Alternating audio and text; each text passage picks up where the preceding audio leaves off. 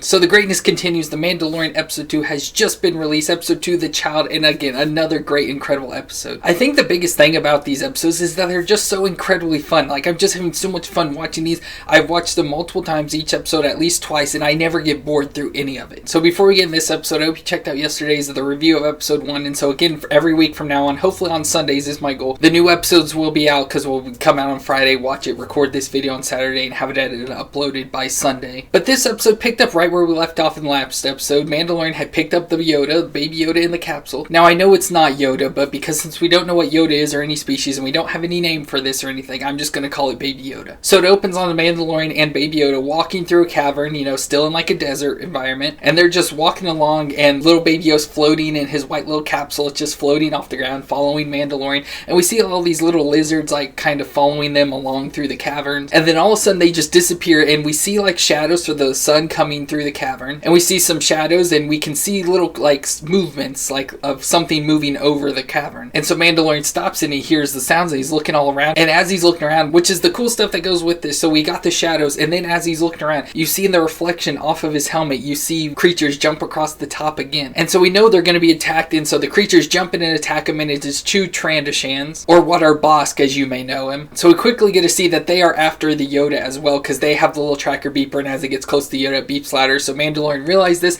so he starts attacking, fighting him off. He ends up killing one of them, and then the other one starts to go for Yoda, and he gets his rifle up and shoots it, and the Trandashan disintegrates. So we get to see more what his rifle does, and so then we get to see the gun part of it. So when he hits a target, they explode and disintegrate. So now we kind of know what Darth Vader was meaning talking to Boba Fett about no disintegration. So they have this gun, shoots a bullet, and it disintegrates the target. So they survive the attack, and it goes later tonight, and Mandalorian sitting around a campfire, and he's healing up a wound that's on his arm and everything, and Baby Yoda's just sitting there looking on. And then it turns back, and Baby Yoda's standing right there on the ground next to Mandalorian and has his little tiny hand up to the wound, almost like if he's trying to heal it or use the Force on or something. Mandalorian stops and picks him up, put him back in the capsule, goes back to working on his wound, and then turns around, Yoda's there again, so he picks him up, put it back in the capsule, and then ends up eventually shutting the lid on him so he doesn't come out anymore. So the next day they return to the Mandalorian ship, the Razor Crest, and we see that Jawas are there disassembling the ship, taking parts off and loading them up into their sandcrawler. So Mandalorian pulls out his rifle again, starts shooting him, and again we see the disintegrations. Jawas are being hit,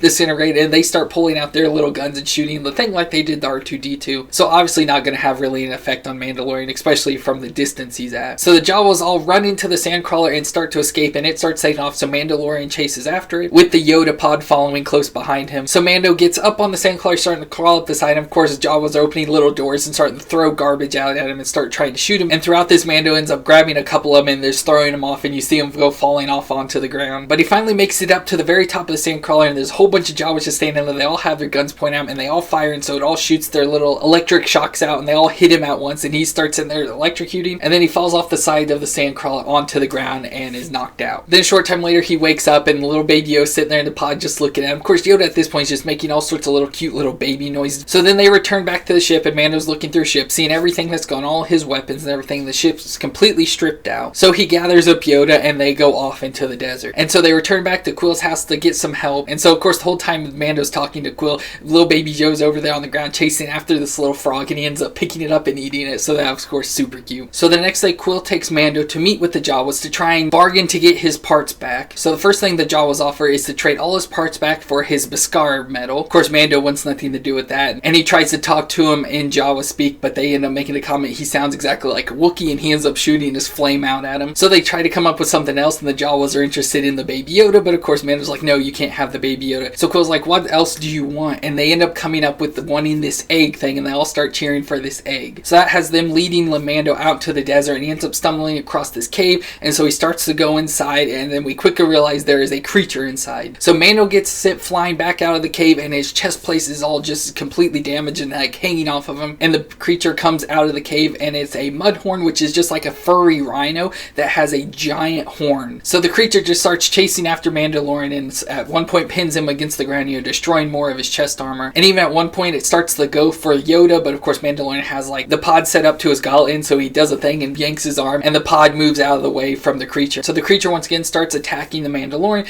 and it starts charging right for him, and at this point Mandalorian has lost a lot of his weapons and stuff, so all he has is a little tiny knife. So he's standing there with a knife as the creature's charging for him, and then all of a sudden the creature just stops and gets picked up into the air, and it goes over, and you see little baby O standing up in his pod with his hand up, so he has the Force just like Yoda, and he's lifting the beast up off the ground, and you can see his little hand there shaking, and he's struggling with it. And then all of a sudden he just falls backwards into his pod, and the beast falls back to the ground, and Mandalorian quickly thinks that he takes and stabs the creature and kills it. So Mando checks on Baby Yoda, and then he goes into the cave and ends up finding this very hairy looking egg. So this must be the egg that the Jawas were wanting. So we go back to the Jawas, and they're starting to leave Quill. He's like, no, he'll be here and everything, but they start getting in their sandcrawler, get ready to take off, and then here comes the Mandalorian with their egg. So they all come running out all excited stuff. They take the egg from him, they chop the top off of it, and then they start digging out the inside so it looks like egg yolk, and they're just eating it, everything, and they're just all happy, and that's what they were wanting. So Mando and Quill leave with the parts, and as they're returning back to the ship, Quill asks, what happened to the baby? And Mando explains, I don't know. I have no clue what went on there. So we see he's probably never encountered or maybe even heard of the Jedi before, since especially after the hunt down of the Jedis, there weren't many Jedi, so many people thought they were just a myth, as we heard Han Solo say. So Mando's probably in that camp of never coming across one, so he doesn't believe in the Jedi. So they return to the ship, and Quill and Mando end up putting the ship back together, getting it all working again. And after completing, Mando even offers Quill to become a crew member for him, says, I could have someone that could work on stuff. But Quill says, no, I've worked way too long to be free, and I don't want to go back into it again. And then he thanks Mando for the peace he brought to his valley, and then Mando sets off back into space for his next adventure with Baby Yoda by his side, who is just now woken up, and then they take off into space. So that was episode 2, The Child of the Mandalorian. Again, another incredible episode. I just love all this stuff they're doing. So we got to see with the Sandcrawler.